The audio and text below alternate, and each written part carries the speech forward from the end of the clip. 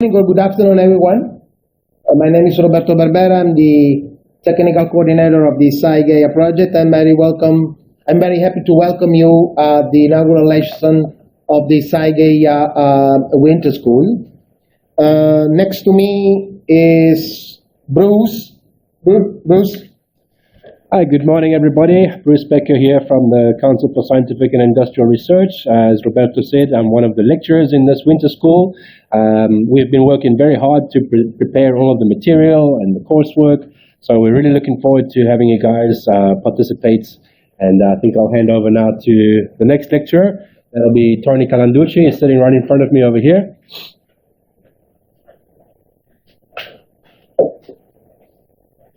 Good morning, everybody. I'm Antonio Calanducci, and as Bruce and Mario, I will be one of the lecturers of this training school. I will talk about the user interface development for the portlets. So I'll see you soon in the course. And then we have Mario Risi. I'm Ron. I'm Mario. I work for the Physics and Astronomy Department at the University of Catania, and see you on the course tonight. Enjoy. Okay, so I think that we can now start with the first lesson. I hope that you have the slides in front of you. If you have any problems with the connection or with the slides, please write in the chat window, and my team here will take care of your problems. Okay? So I'm gonna start right now. So welcome again to the first lesson. Today I will try to introduce some concepts, some definitions, and some considerations that drove us to this winter school. Then I'll try to introduce very quickly the Sci-GaIA project and the open science platform that we are creating. And then I'll come to the winter school and I'll give you some logistic information to let you best profit of the school. So if we look at the last 25, 30 years or so, distributed computing, especially scientific computing, has evolved from mainframe computing to decentralized computing. I mean, we moved to cluster computing, grid computing, and then very recently to cloud computing. And this has been possible because of the combined action of the reduction of cost of the hardware. Let me see if I can take a pointer. The reductions of cost of the hardware and the cost of the networks, and at the same time, the increase in the power of commercial off-the-shelf components and the increase of the bandwidth of wide area networks. So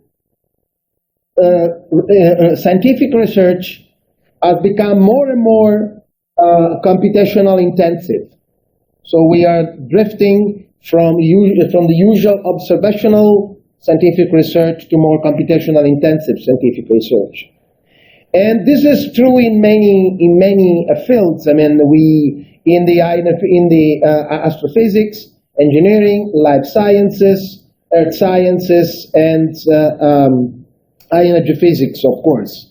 There are some videos here that they were supposed to start, but you can get my presentation from the school course on the web, so don't worry if you don't see the animations right now.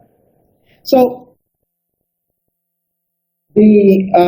thanks to this increase in computational science, a new concept has come up. I mean, let's say 15 years ago, the concept of e-science.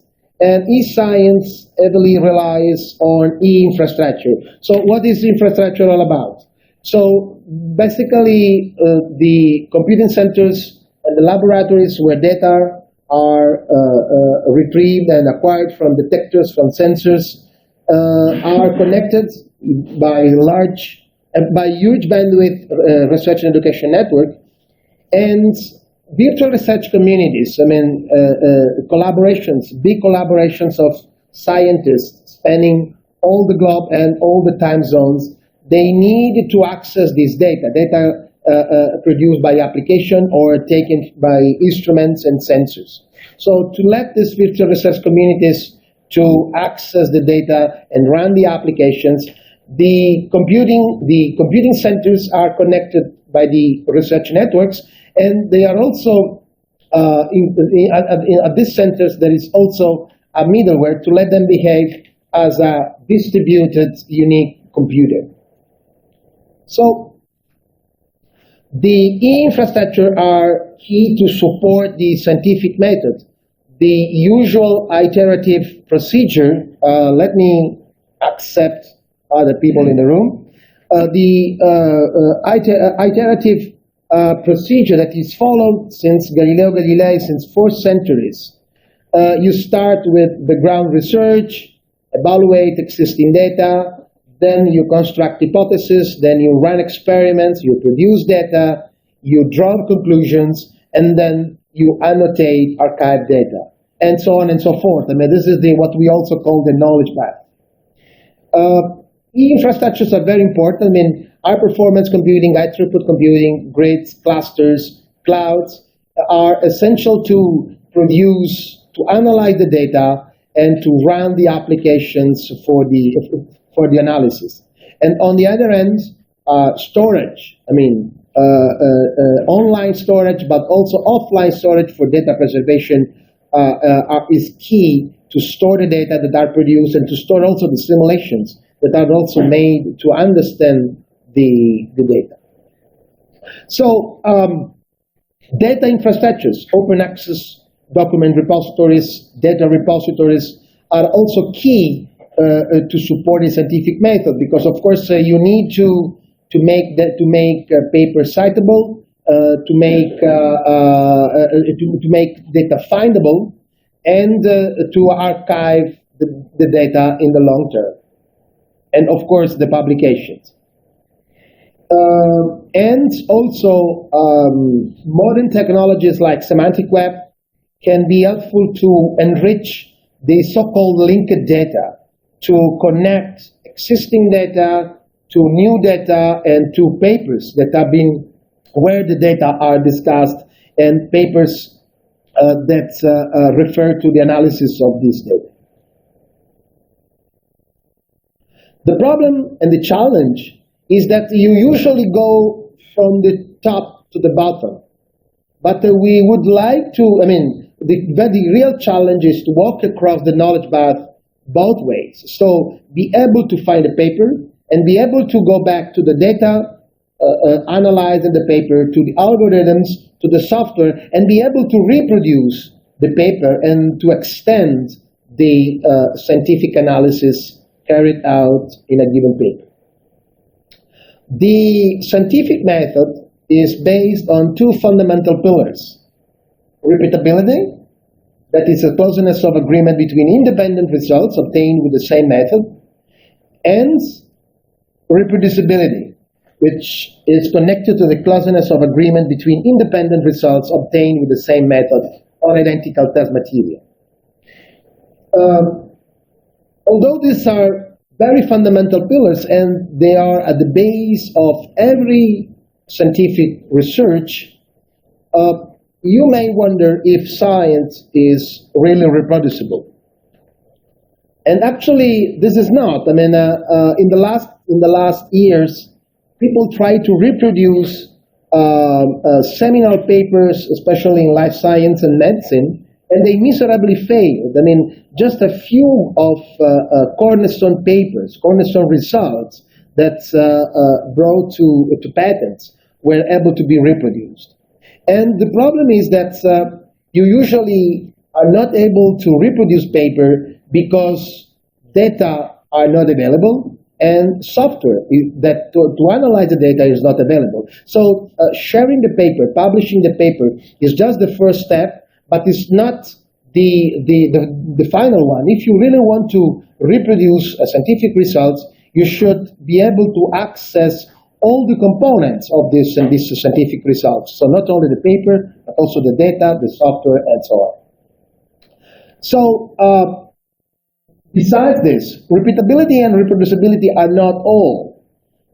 In the end, what you want to do is reuse the data. So you want to be able to find the data that are related to several disciplines, maybe, and you reuse them to tackle more fundamental problems or more complex problems.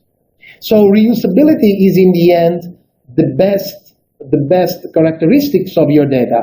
But to reuse the data, as I said, you should go across all the components of the research products. So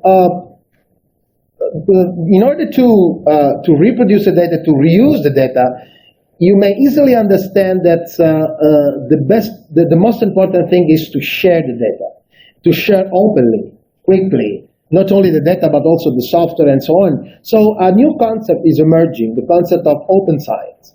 There is no clear definition, but I'm just putting two definitions here. Open science is a means, is an attitude, is not an end in itself, and is much more than just open access to publication or data. It includes many aspects and stages of research processes. I mean, to share also the software and be able to share also the entire virtual machines in some cases where you can fully rerun your experiments and use your data. Open science is based on some enablers. So, as I said, to do open science, to take the open science paradigm, you should have open access to data.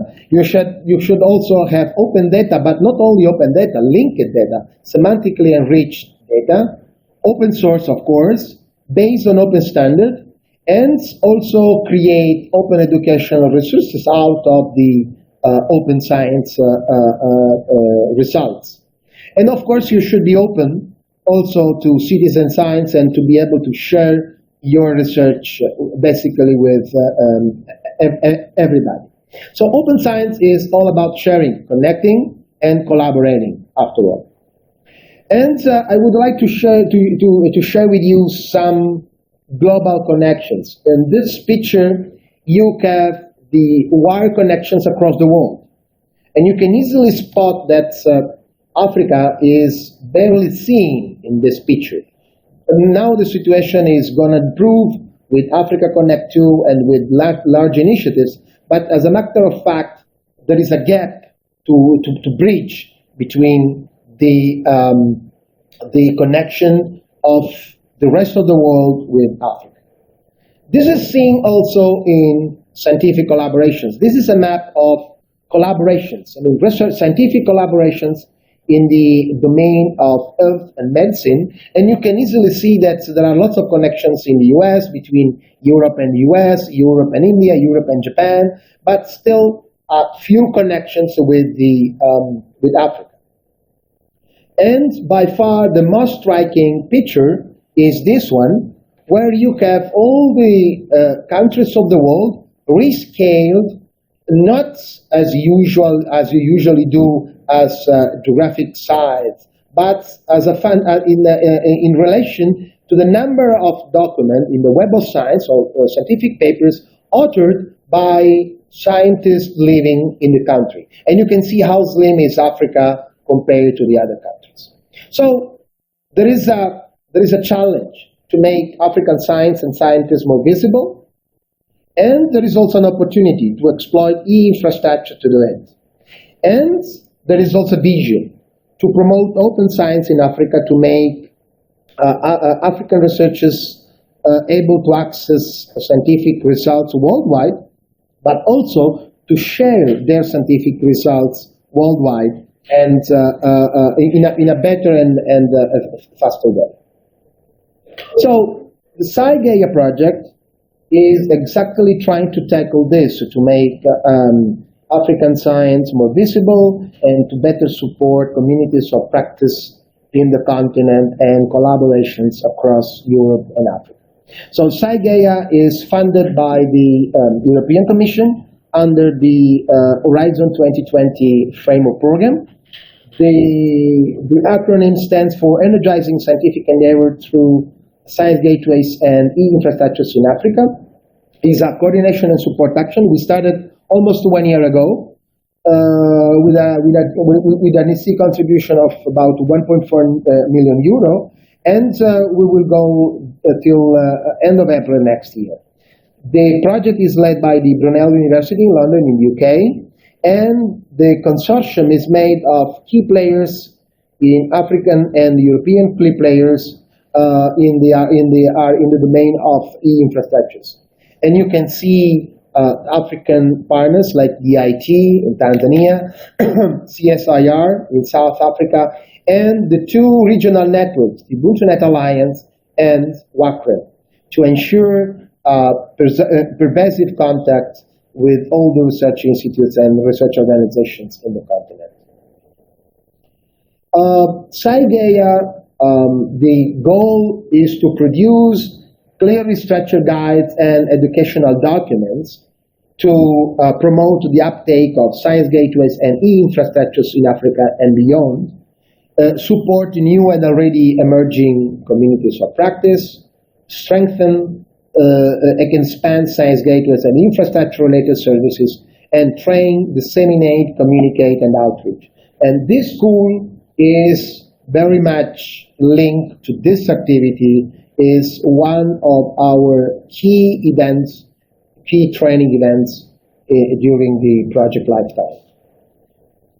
And Sci-GaIA is strongly committed to promote open science because we strongly believe that having access, quick and open access to all the aspects of scientific research, and for African researchers be able to share this scientific products can increase the visibility, can trigger new collaborations and try to improve the science carried out in the continent. We would like to enable, and actually we are working on this, to enable a kind of open science workflow. So the idea is that a researcher or even a citizen scientist can go and search for data, for papers, for software, and then find the paper or the data on an open access repository, be able to reproduce the data using a science gateway to produce new analysis, produce new science, write paper, and then store the paper on an open access repositories with digital object identifiers to track the paper and increase the number of research products on a given domain for a given study. Sorry. So this open science workflow can be enabled, actually is enabled, using a federated platform for Open Science Commons that we are trying to promote in the project. Again, I mean, I invite you to go to this website, to this page, and have a look at the different components of the federated open science. So starting from the bottom, open science. When you do science, when you use the scientific method, you usually go counterclockwise. Clockwise, sorry. You start from the concept, you gather data, you analyze, you publish, and that's it. The challenge, as I said, is to go counterclockwise, be able to start from a publication and retrieve all the components of the data, algorithm, entire virtual machine. These are the enablers that you have seen already, and these are the services that Sci-GaIA is going to promote. We have infrastructure knowledge bases, open access repositories, science gateways, web forums, and online courses. Today, and in this school, we will tackle the open access repository, the science gateway, the infrastructure forum, and of course, the online courses system. And all these services can be used by means of federated credentials. Some of you have already federated credentials, and we are also promoting catch-all federated services.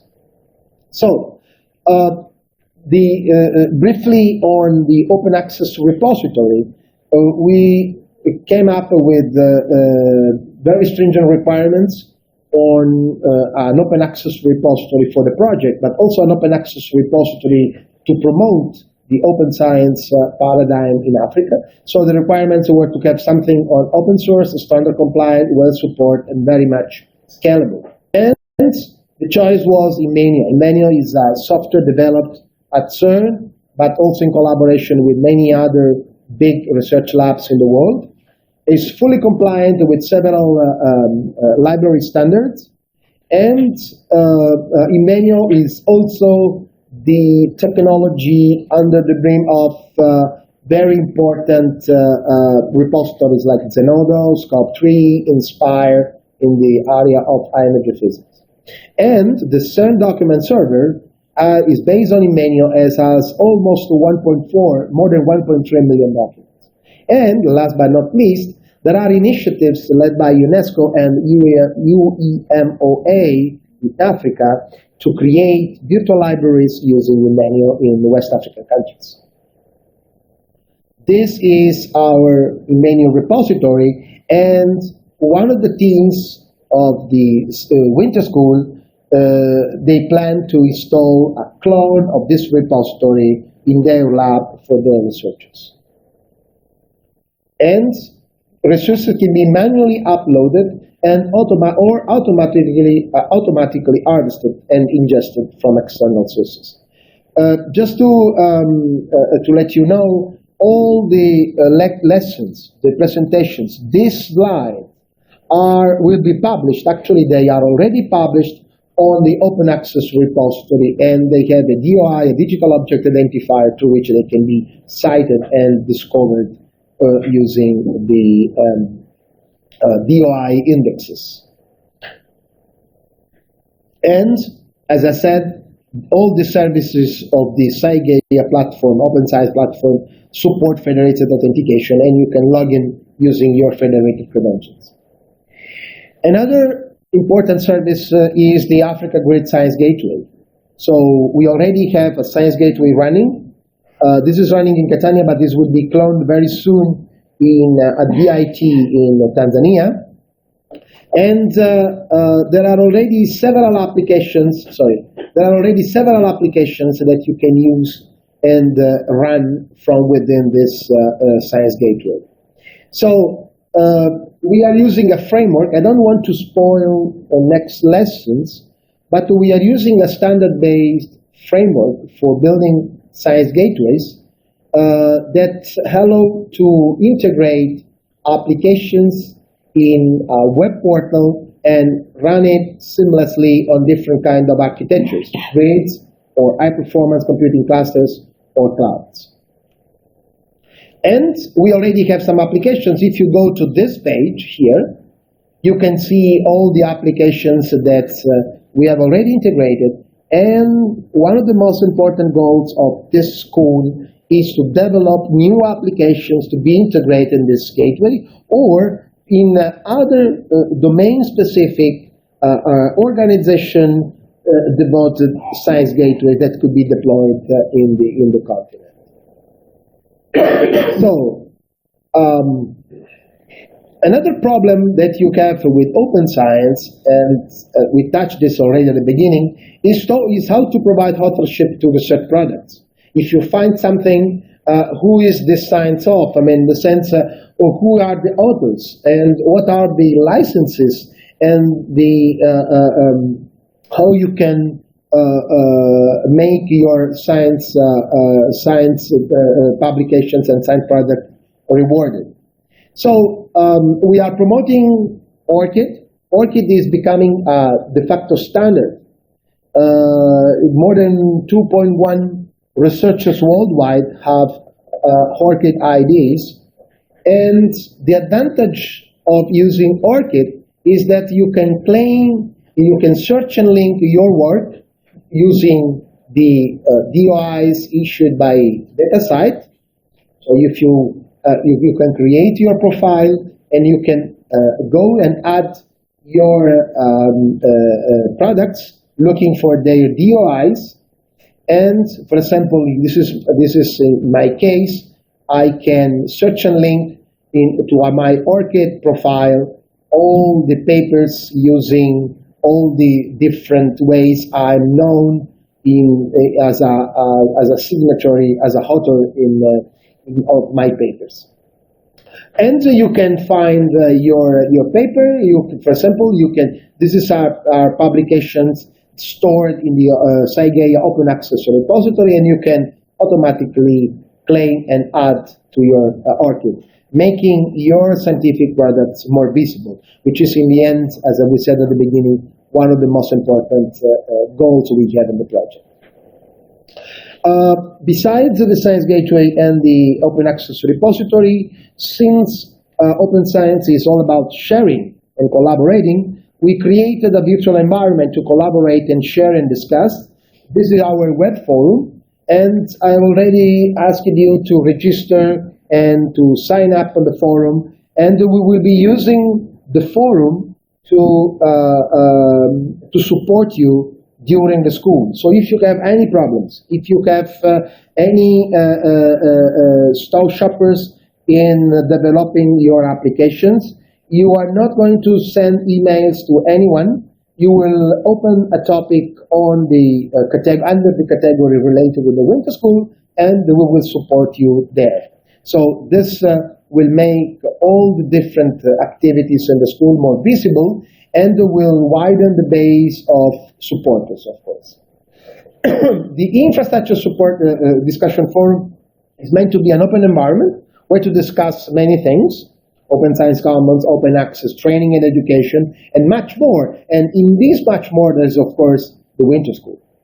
And the forum is registered as a service provider of identity federations and also as a service provider of interfederations. So you can sign in using your federated credentials, and we also support and provide you with catch-all identity providers. So we have already authorized some of you on our catch-all identity provider. These have been built for Sci-GaIA, but is also open to external projects, and we have already 2 or 3 external projects that are using the forum for their discussions and to contaminate their discussions with other people. So this is very important to share information about scientific activities. When it comes to science, to research, and to innovation, we usually refer the connections between research and development, innovation, and education and training using this triangular figure that is called the triangle of knowledge. And usually, e-infrastructures very well connect innovation to research and development. But the problem is that building e-infrastructure is a waste of time and effort if you don't build and you don't create at the same time users of e-infrastructures to share the importance of exploiting these infrastructures and adopting this open science paradigms. So together with e-infrastructure, training infrastructures and training programs are needed. And they are also needed as open as possible under the open education resources paradigm, which is very well defined by UNESCO. And if you click on these links, on these words here, you will be redirected to the official definitions. So Sci-GaIA is very much committed to create educational models on infrastructure and e-science and open science. Some of the training material we are already developing coming from the African Arabia Regional Operations Center, from the Catania Science Gateway Framework, and they will go on our training, on our courses platform that I will show you in a moment, and there will be a link to the website. So, but we also welcome external open educational resources to be integrated. So if you have courses, or you create courses on open science, on e-science, on infrastructure at different level, we will offer our platform to host your courses and make them more visible. And we plan to adopt this, to make this course adopted to have this course adopted by in the university curricula in Europe and Africa. The online courses, the Sci-GaIA online courses, is based on Open edX, and this is where we are running entirely the Sci-GaIA Winter School. You are welcome to, you will be registering as students, but you are also welcome to get enrolled as teachers and create your own courses using the studio environment of Open edX. And everybody, as I said, is welcome to contribute with full courses and other training and educational materials. So, as I said, one of the objectives of Sci-GaIA is to train, disseminate, and outreach, and one of the most important thing is the online courses. So in the rest of this presentation, I'll discuss the winter school as one of the most important education and training activities of the project. Sorry, okay. Oops.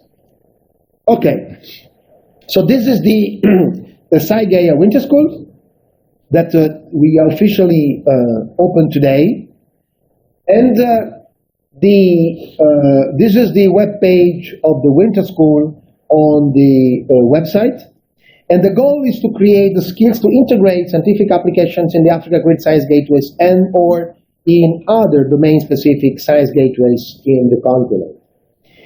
This will allow the creation of an intercontinental pool of experts that can act as interface between end users of communities of practice that we support in the project and infrastructure services. So you are going to play a very important role. You will get the skills to be able to integrate applications, your application, the application of your communities in a science gateway, and let them exploit, run these applications on different kinds of infrastructure, grids, clouds, and high-performance computing centers. The school will be entirely web-based, and it will include a combination of pre-recorded lectures. I'll come up very soon on this in the next slides, and interactive sections like this one, like the inaugural section that we are running right now. And we are going to have checkpoint web meetings where we will check your progress through your short presentations and to correct the exercise and assess the progress in the school.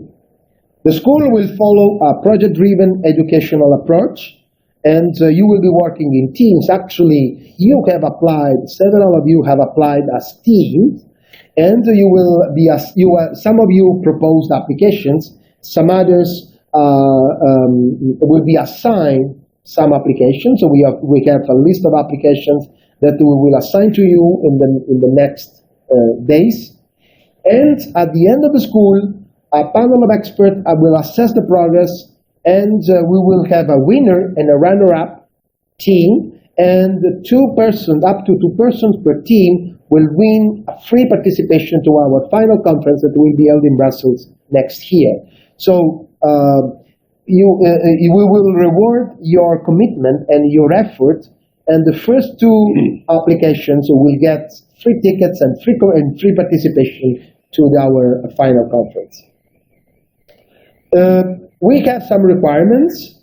These were already known in the survey, the application survey.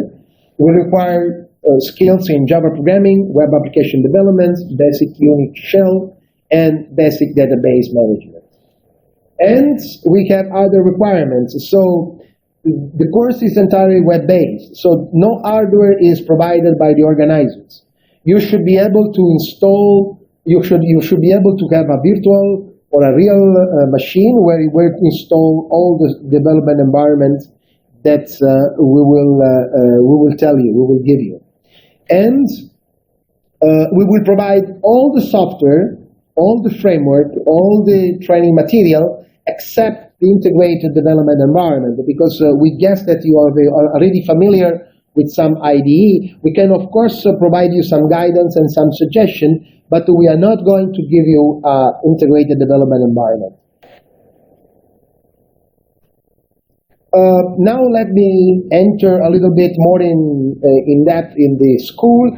This is the list of selected applicants. You can recognize your name here, your email address, and the team. So according to your applications, you have been grouped in teams. We have 12 teams of several people, and some of them have already applications that have been assigned to them, and some others will assign application very soon as you progress in the first lecture, in the first lessons.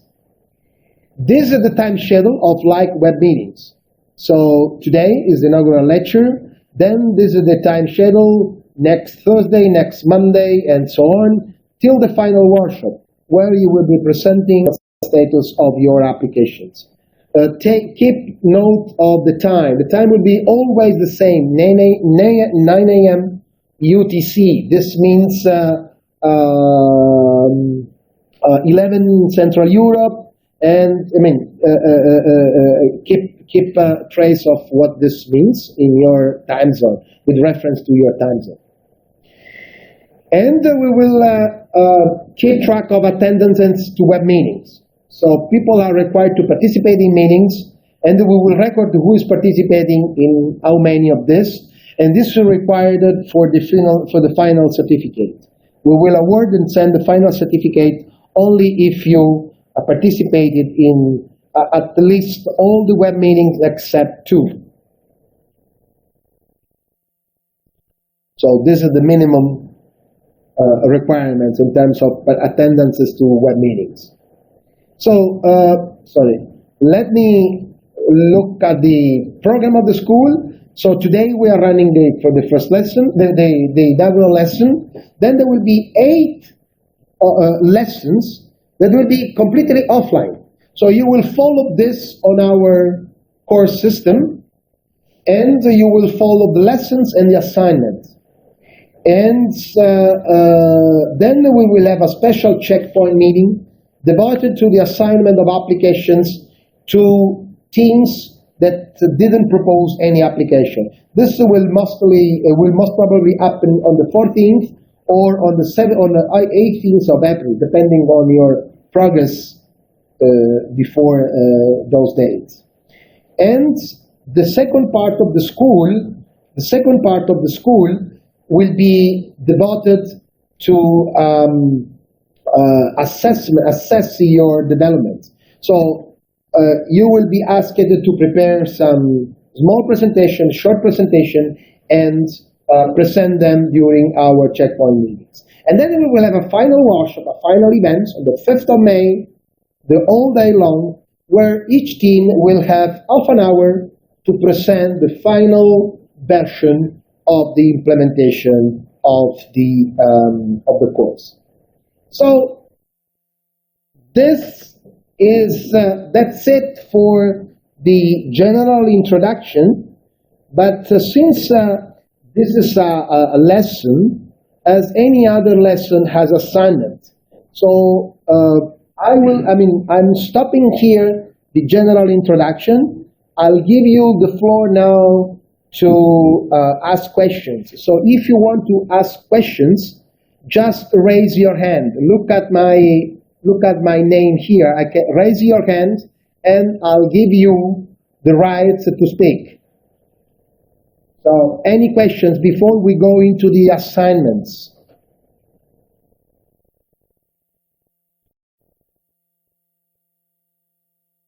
Okay, it seems that there are no questions. So I will go on to the first assignment. And the first assignment is get federator credentials from an identity provider. If you don't have IDP in your organization, register to IDP Open. We are offering catch-all identity provider. So right now, do and confirm now in the chat of the web meeting application. So if you already have federator credentials, please write yes in the chat. If you don't have federator credentials, go there and register.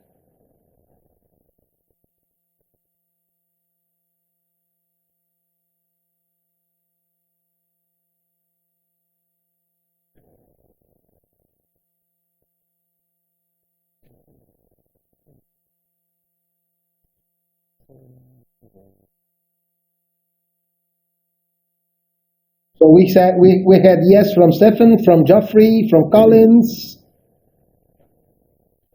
Okay, Dennis. Okay, I'm asking Mario to keep note that Mahraika and Kato are present. Damas, yes.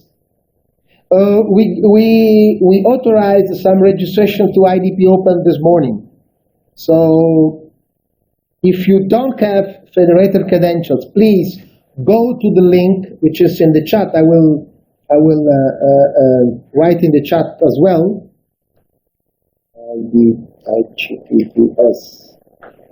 IDP Open .it/register.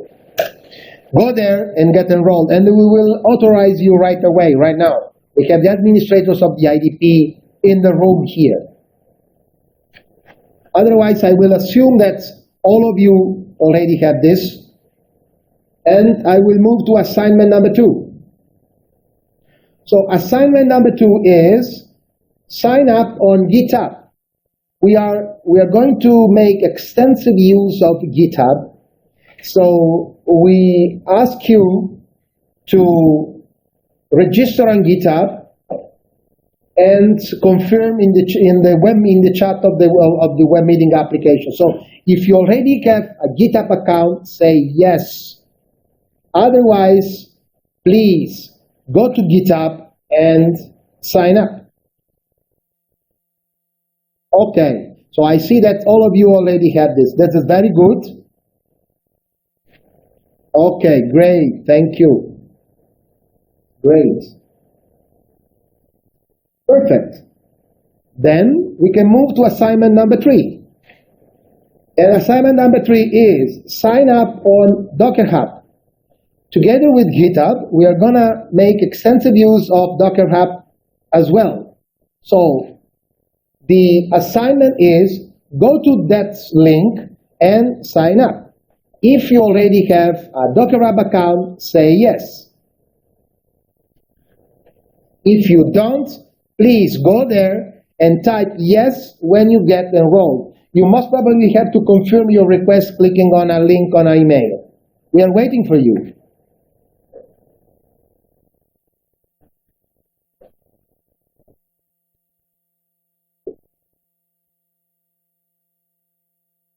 Now I'm seeing less yes than GitHub. Oh.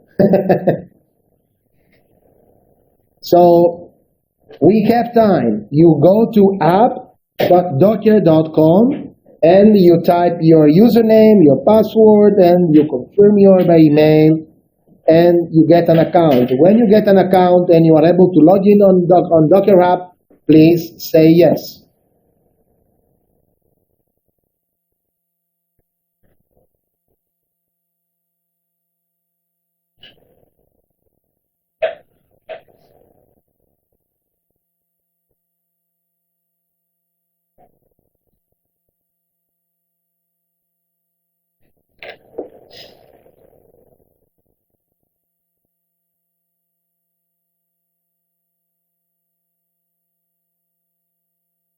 Somebody's typing. Yeah, okay.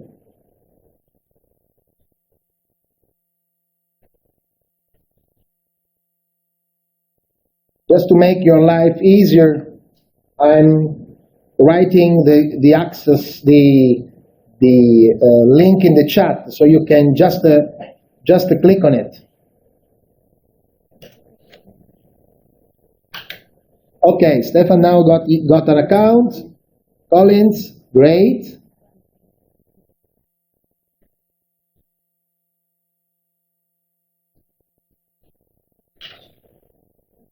Please, we are gonna wait a couple of more minutes, but this is very, very important because you are gonna use GitHub and Docker Hub all the time during the school.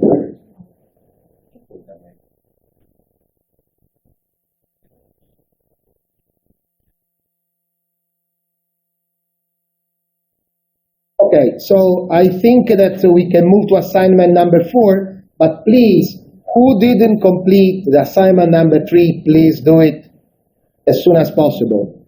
Otherwise, you will be stuck, and you won't be able to complete the assignments of the different lessons. Okay, so let's move to assignment number 4. And assignment number 4 is sign in on the African E-Infrastructure Web Forum with your federated credentials. So now go to this link, enter with your federated credentials, and select the winter school category and create a topic. In the topic, you just write your first name, last name, and the name of your username on GitHub, because we need to include on our GitHub organization. So we are waiting. Bruce and Mario, can you check on this course that they actually do it? Absolutely. Okay. So now, not only you have to say yes, but we can check. And that's the trick behind the school. We will be checking whatever you will be doing. And that's very important to assess your progress. You belong to the school now. Okay, so go. I'm writing again the link here. This course Sci-GaIA.eu. Okay, go there, log in, select the category. You will find a category called Sci-GaIA Winter School 2016. You create a topic. You just write your first name, last name, and your username on GitHub, and that's it. Because we need to have these usernames.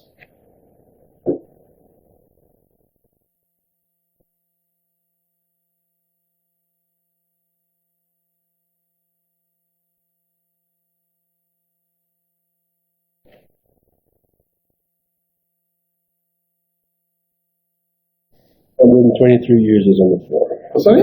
123 users. Okay. About 10 more than last week.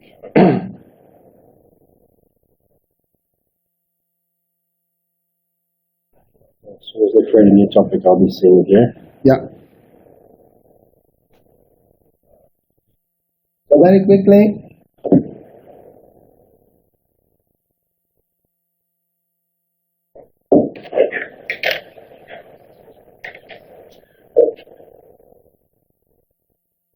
Because just to anticipate something, with your usernames, we will invite to the GitHub organization for the school. Bruce will do that, so that you will be able to commit your code on the Sci-GaIA GitHub account, and we will create the repos for the different applications, so that we can check your progress. Who's going to be the first?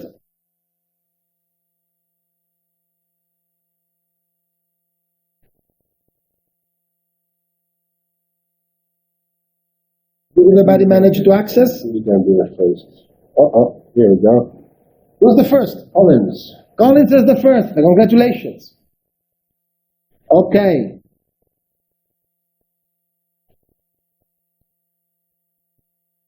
Okay.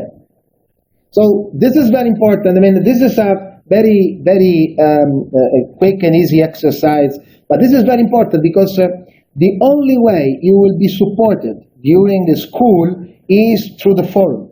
So if you have the lesser problem, you go there and you open a topic under Sci-GaIA, and we will support. We will watch the forum all the day, and we will support you through the forum.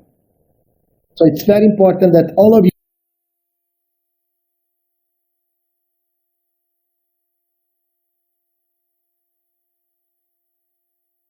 you are everyone has a problem. You don't see where to create a topic within the winter school.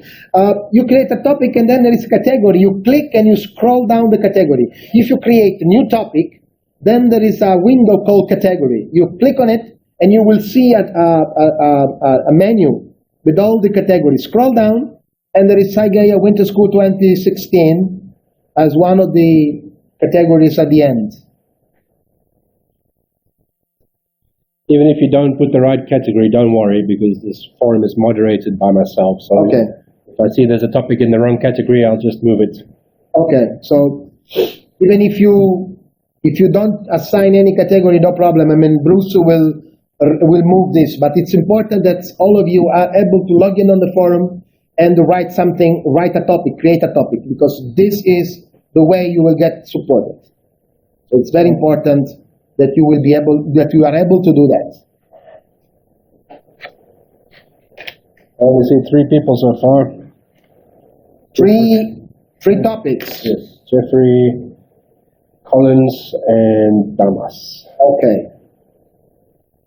So when you go to the forum and you sign in, you have to choose Grid IP as Federation and IDP Open as Catch-all IDP, unless you have you are enrolled in a different IDP. But then you should know. If you are enrolled in our Catch-all, just choose Grid IP as Federation and then IDP Open as Catch-all IDP. And then you will be all set.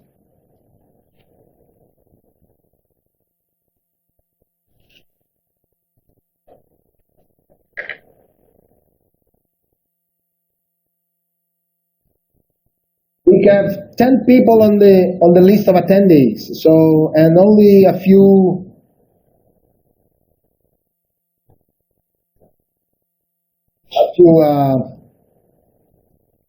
topics on the forum. Few posts. Oh, one more. One more? Yes. Okay.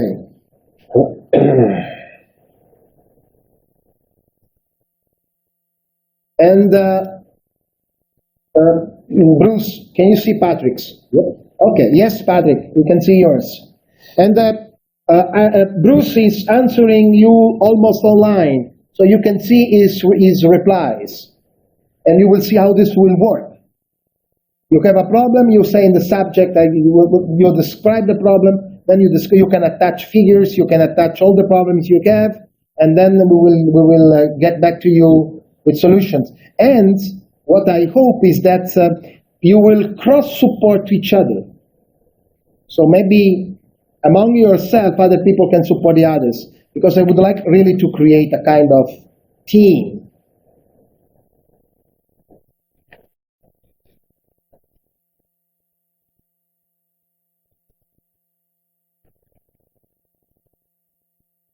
Okay, so we will wait 5 more minutes, and then we will go to the next assignment.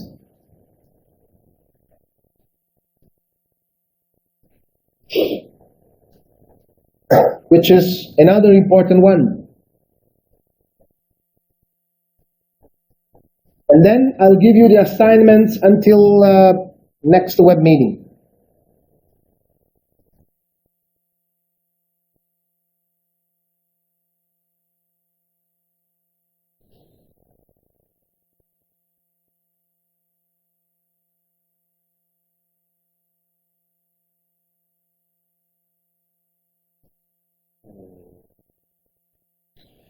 Just as a note, on this topic that you've just created, if you've got any problems with setting up your GitHub account, your Docker Hub account, or any of the access accounts that you need for the winter school, just reply to the topic that you just created, because you obviously have access to the forum. If you have any other problems, or you don't have a federated account or anything like that, you can send an email to the organizers. Okay, so if everything else fails, you can send an email, but that should be really the last resort, okay? We don't want to be sending email to each other.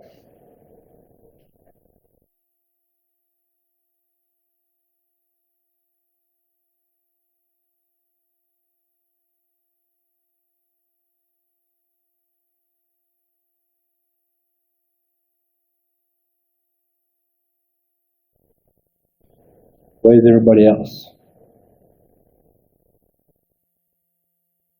Kaito, Stephen, Dennis, Adi. Well, I know that Adi has got access.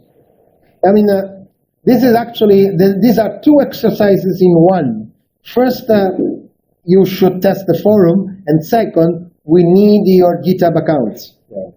Just as another note, so we need you to be writing this topic, even if you already have access and you know that everything works. Please open the topic anyway, because I'm going to need these people to be added to the group of students in the forum, so that we can contact you as a group with announcements and so on. So I'm going to need your username in the topic to be able to create a group of students for the winter school. Okay, so even if you've already used everything, you know it's working, please just open this topic right now anyway, so that we can know who is correct and who is registered as a student. So unfortunately, there's no actual synchronization between the identities in the forum and identities in the coursework in OpenEdX. When you follow the coursework, you're going to be logging in with the same credentials, but I don't have links between those two things. So that's why I need you to kind of state your intent on the forums so that you're a student on the forum. Okay? So keep going, guys. Just very simple, new topic.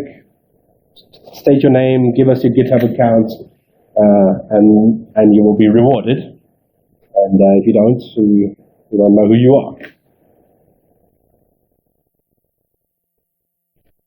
So, Patrick, I wonder if you can hear us now. Seems that you had a problem.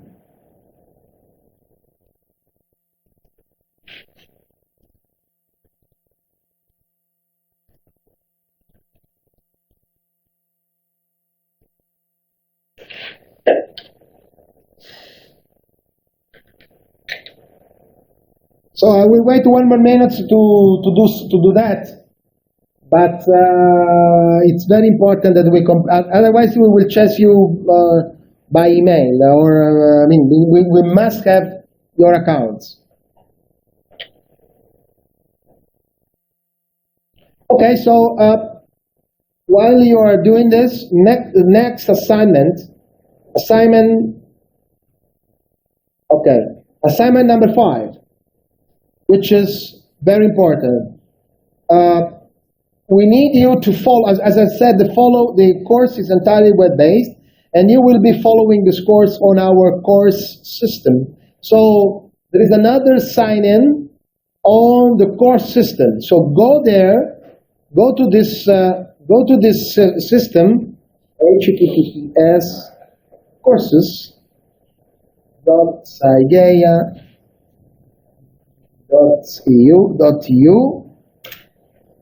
Sign in with your federated credentials, confirm by email. You will get an email, and you have to click on the temporary link to confirm your enrollment. And once you are in, you have to register to the winter school. So you have to enroll as a student in the winter school. You will find the winter school as one of the courses already available in the system. So do it now, and we will all check online on the server. Mario, can you log in on courses and check that people register?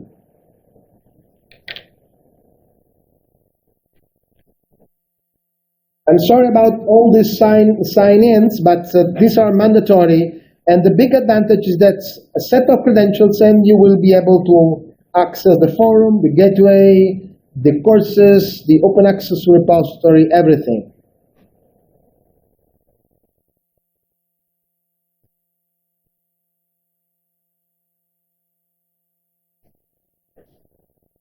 In case you don't get our email, please check your spam folder, because sometimes this confirmation email goes to the wrong place. Because otherwise we cannot activate you as a student in the course server.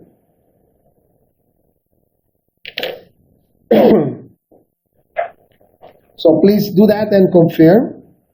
You can also check from our side.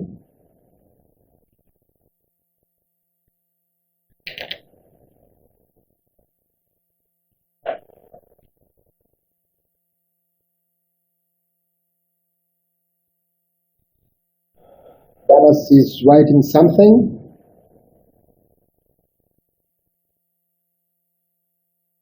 Okay, Stefan done, great. Is WS 2015. WS 2015. Done in the forum, okay. Great.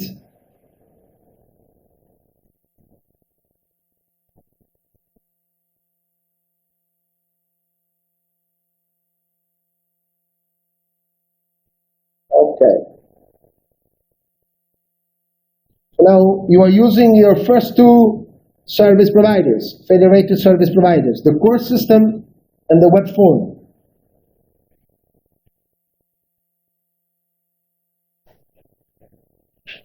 We need to get you enrolled on this course because, of course, we need you to group by team, and you will be able to follow the lectures inside the system.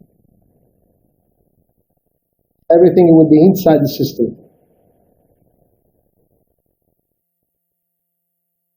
So I'm waiting a couple of more minutes, and then I'll move to the next assignment, which is, by the way, the last for today, but is a set of assignments until next web meeting.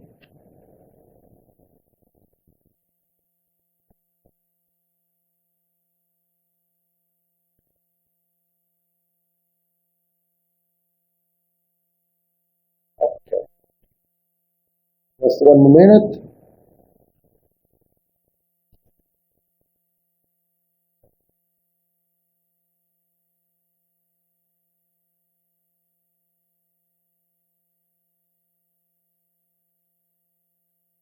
Okay, so let's move to the other assignments to be completed by the next checkpoint meeting. That, as I said, will be on the 7th of April, 9 a.m. UTC. So you will be required to log in again on this virtual room for the next web meeting. So until then, what you should do is the following. First, go to this page and read all the pages. Click on the various areas of the map. So I would like you to understand our open science platform and how the different components work. This is very important to frame what you will be doing in our context. Then, follow lesson 1 and do its assignment. So this is the inaugural lesson. We will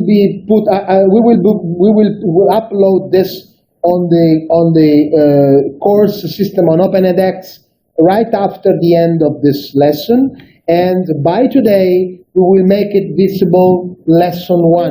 So we will make visible lessons one by one, and not to overload you. So lesson 1 we will make visible by today, and you will be able to follow it. It's a video lesson, so you will be watching a video and you will be doing the assignment. Tomorrow, we will put online lesson 2 and the assignments, and you will be required to watch lesson 2 and do the assignment. Then that's a nice exercise. We kindly ask you to shut a video of yourself in front of your webcam, 1 or 2 minutes videos, saying who you are, what you are, where you are from, where the organization you belong to. Upload the video and send us the link. We will create a gallery of students' self-introductions, self-presentations. Okay? So this is an assignment. So you shot your video, you put your video on YouTube, and you send out the link. And we will make the link available through the course system. Okay? So this is very important. Please do that by Thursday. And then check if you manage to log in on OpenEdX, the first page is course info. On the left, you will see courseware with all the lectures, then course info, and then the other items in the menu. On course info, check it often, because we will publish there some information and last-minute updates. So log in on the course, and check the information that we will publish on course info. And in case of any problems or if you have any questions, do not send any mails to anyone except your videos to this mailing list. For all problems or the question of the course, you just open a topic and on the web forum under the category related to the winter school. They can put the video. Oh yeah, of course. I mean, Bruce is saying that you can even put the URL of your video or YouTube video on the web on the forum. Sorry, Yeah, on the forum. so and we will create this video gallery. So guys, that's it for this first inaugural lessons of the winter school. Thank you very much for joining us today. Follow the course. We will, as I said, we will publish this video lecture, lesson 1 today, lesson 2 tomorrow, and you have to do all the assignments by Thursday. And we will check on Thursday very quickly, 1 hour web meeting at most, to check your progresses on the assignments. Any questions?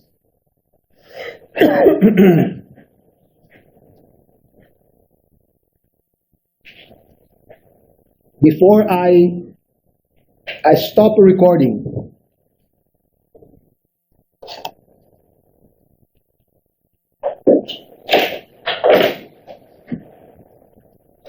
no, as I said, Damas, if you already have your account on the Ternet IDP, you don't need to enroll also on the Ternet on our IDP. But who doesn't have any federated credentials, we are offering our IDP to be able to access all the services of the school.